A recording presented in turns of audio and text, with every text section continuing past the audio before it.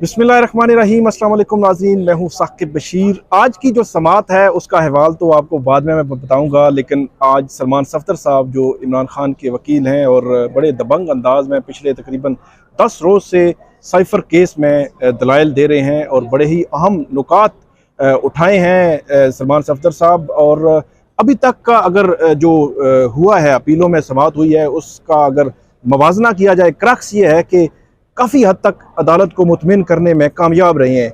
लेकिन आज हमने इनसे बात करनी है कि वो कौन सी बुक है जो आप सामने लाए हैं, उसका नाम क्या है, उसमें कौन कौन सी चीज़ें हैं जो इमरान खान को सपोर्ट कर सकती हैं। देखिए, बात ये है, cipher itself is a coded message जो फॉरेन ऑफिस में पड़ा हुआ है। ठीक।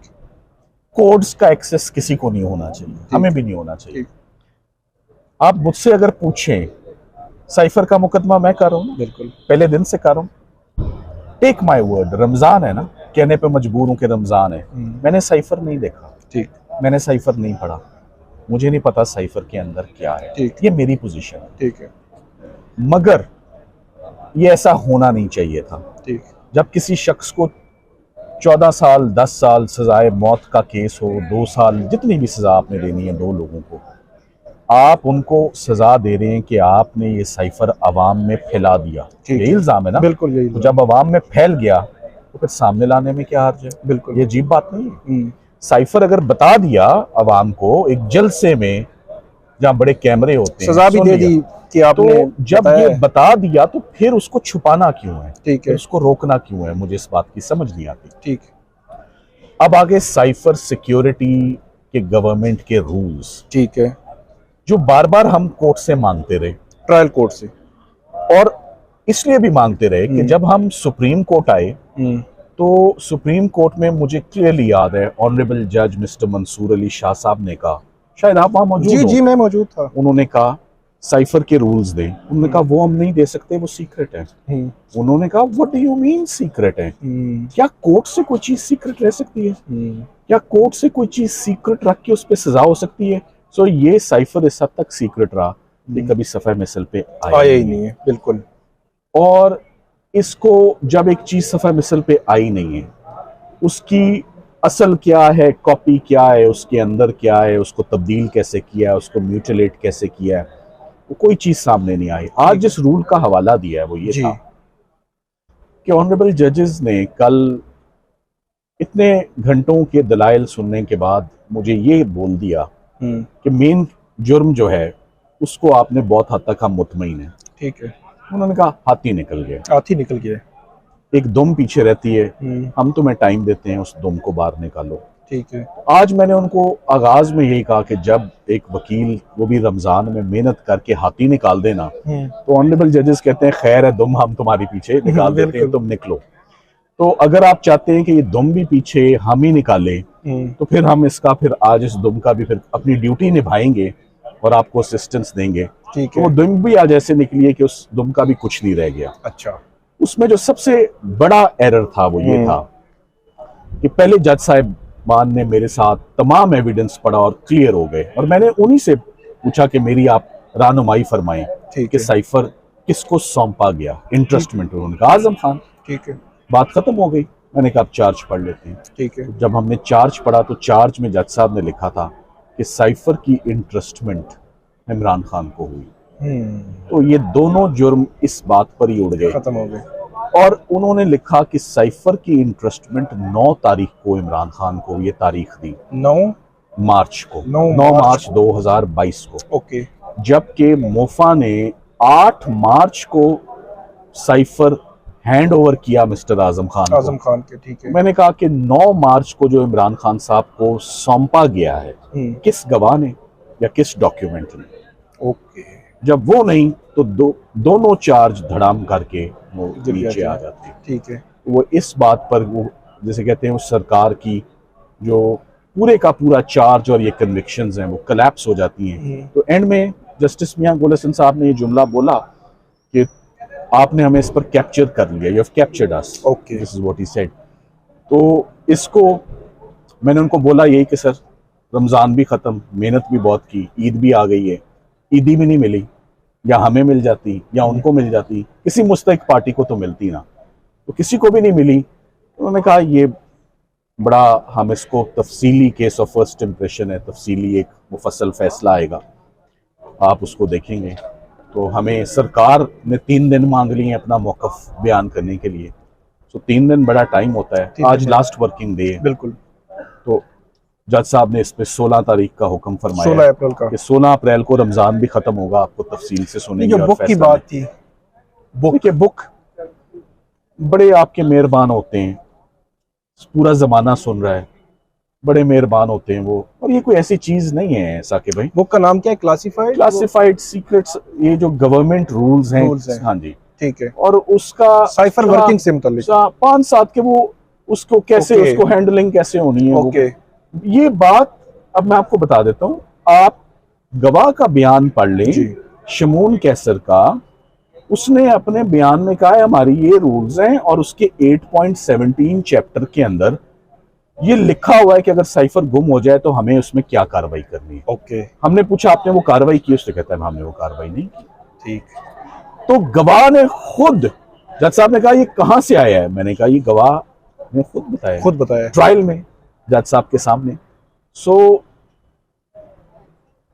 मैं ये समझता हूं कि मेरे कैरियर में कभी मैंने किसी अपील को, मैं कह रहा था कि हम 70 से 80% एक फौजदारी के मुकदमे को झंझोड़ते हैं और बिल्डिंग गिर जाती है।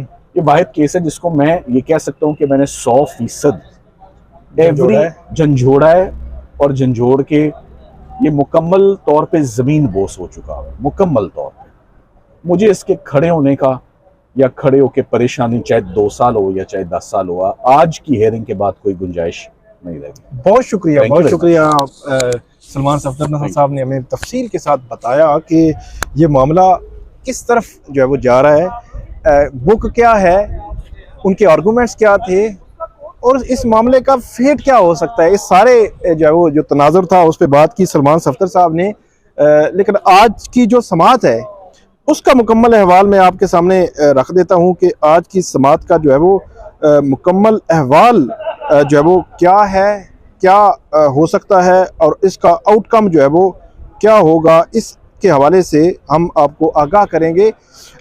आज सलमान सफदर साहब ने जब शुरू में ही दलाइल जो है वो का आगाज़ किया तो उनकी जानिब से अदालत के सामने ये पॉइंट रखा गया शुरू में ही, और उन्होंने कहा कि उमूमी तौर पर जब कोई वकील, जो बात उन्होंने की अभी हमारे इंटरव्यू में भी, कि जब कोई वकील हाथी जो है वो निकाल दे तो दुम निकालने की ज़रूरत नहीं होती। तो ये मतलब मुहावरा इसलिए है कि एक पूरा केस का 80-90% आप जो है वो उड़ा के रख दें तो 10% जो है अदालत उसमें रिलैक्स कर ही देती है।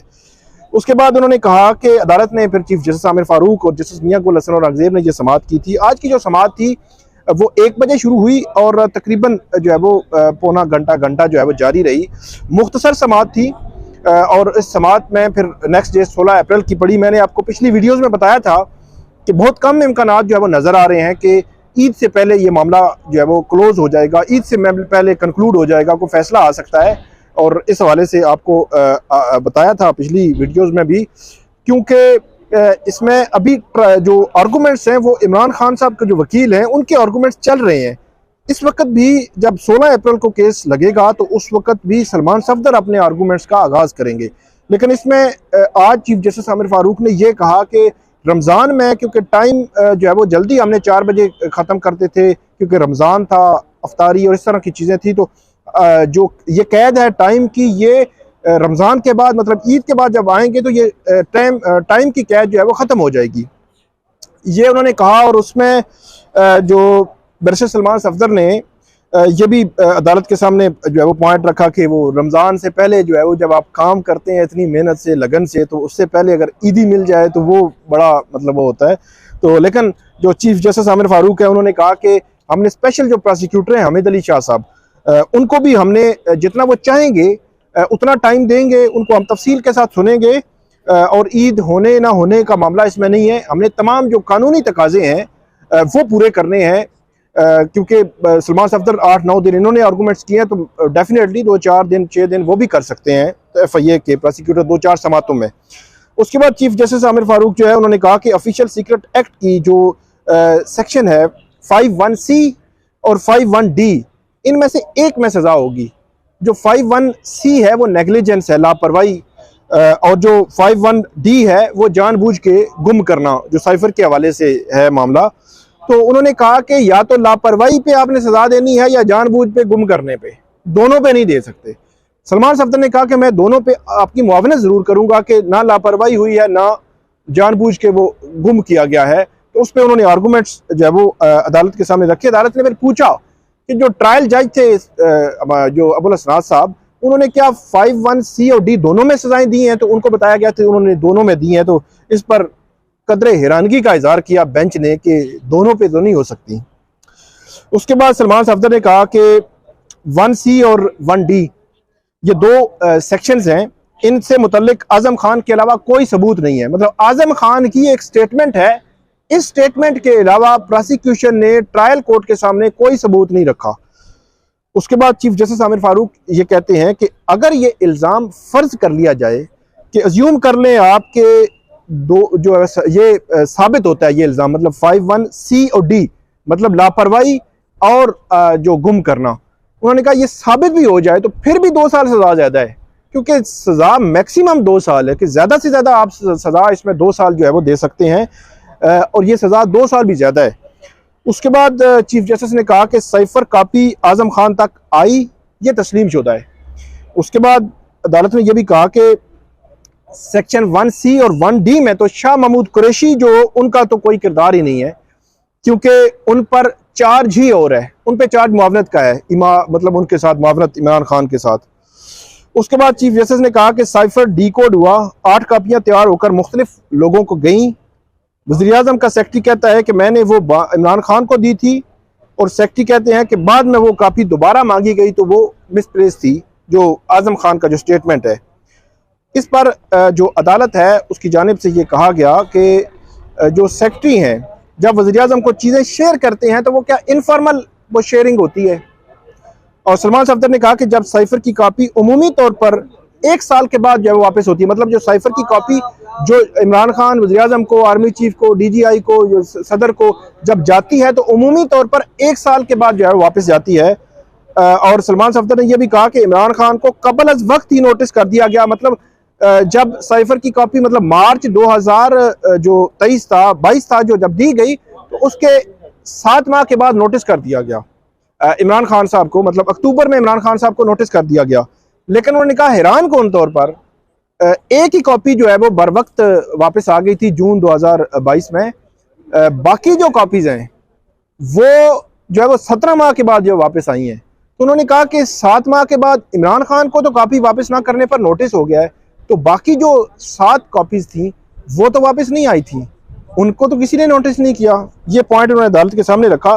फिर जो अदालत की जानिब से ये पूछा गया कि जो सलमान सफदर ने कहा कि आपने 1 साल की मुद्दत पूरी होने से कबल ही क्रिमिनल केस बना दिया। जस्टिस मियां गुल हसन औरंगजेब ने पूछा कि ये जो आप ये कर रहे हैं कि 1 साल के अंदर जब वापस करना है 1 साल तक, तो ये आप कहाँ से, कौन से कानून के तहत ये कह रहे हैं? तो उन्होंने कहा कि शाह महमूद कुरैशी साहब ने अदालत की मुआवनत की थी ट्रायल कोर्ट में, और वहाँ पे उन्होंने कहा था। तो यहाँ पे फिर चीफ जस्टिस आमिर फारूक ने कहा कि रिकॉर्ड के मुताबिक एक आध गवाह ने कोई कहीं पे बात की है कि उमूमी तौर पर ये एक है मामला कि 1 साल तक जो है वो कॉपीज वापस कर दी जाती हैं, लेकिन कोई ऐसी दस्तावेज मौजूद नहीं है कि रिटन में, कानून में कहीं नहीं लिखा हुआ, कोई ऐसी चीज़ नहीं है। तो सलमान सफदर ने एग्री किया कि कानून में नहीं लिखा हुआ, लेकिन उमूमी तौर पर गवाह ने भी बात की, और शाह महमूद कुरैशी भी ये कह रहे थे कि 1 साल का टाइम जो है वो लग जाता है। यहाँ पे फिर सलमान सफदर साहब जो है वो बुक जो है वो सामने लाए, जिसमें जो साइफर वर्किंग से मुतल्लिक है, security of classified matters in government जो डिपार्टमेंट है, ये उस बुक का जो है वो नाम है, ये वो सामने लाए। तो जैसे ही इस बुक का नाम उन्होंने पढ़ा तो उस वक्त स्पेशल प्रोसिक्यूटर जो है हामिद अली शाह साहब, उन्होंने कहा कि ये एक टॉप सीक्रेट जो है वो बुक है। इस पर बैरिस्टर सलमान सफदर जो है उन्होंने अदालत को बताया कि ट्रायल कोर्ट ने ये बुक ना खुद देखी है ना हमें जो है वो देखने दी गई है, हमने इस हवाले से दरख्वास्त भी दी थी, लेकिन हमारी वो दरख्वास्त जो है वो नहीं सुनी गई। उसके बाद चीफ जस्टिस ने कहा कि इसके कुछ सेक्शंस तो जमानत के फैसले में लिखे गए थे, मतलब इस जो बुक है, इस बुक में जो मौजूद सेक्शंस हैं इसके हवाले से कुछ सेक्शन तो जो जमानत की हमने दरख्वास्त जो डिसाइड की थी उसमें लिखे गए थे। तो यहाँ पे अदालत को ये बताया गया कि ये एक एडमिटेड चीज़ है कि ये बुक किसी भी स्टेज पे ट्रायल कोर्ट के सामने किसी भी स्टेज पर नहीं आई। उसके बाद फिर जब सलमान सफदर आगे बढ़ रहे थे तो वहाँ पे अदालत ने कहा कि आपने कितना टाइम लेना है। उन्होंने कहा कि टाइम थोड़ा सा जो है मैं लूँगा, लेकिन उन्होंने कहा कि अगर अब जो ऐसे लग रहा है कि ये मामला ईद के बाद जाना है, तो अगर अदालत जो है फिर ईद के बाद कोई तारीख रख ले तो ईद के बाद मैं दोबारा से कुछ आर्गूमेंट्स आपको दोहरा दूंगा। तो अदालत ने इसमें फिर 16 अप्रैल की तारीख रखी है।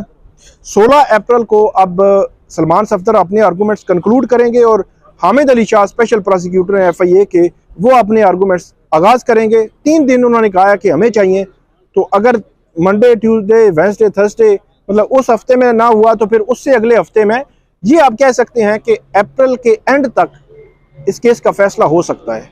ईद से पहले तो नहीं हो सका, लेकिन अप्रैल के एंड तक इस केस का फैसला जो है वो हो सकता है। तो ये थी आज की अपडेट। उम्मीद है आपको पसंद आई होगी। इस पर फीडबैक दीजिएगा। अल्लाह हाफिज़।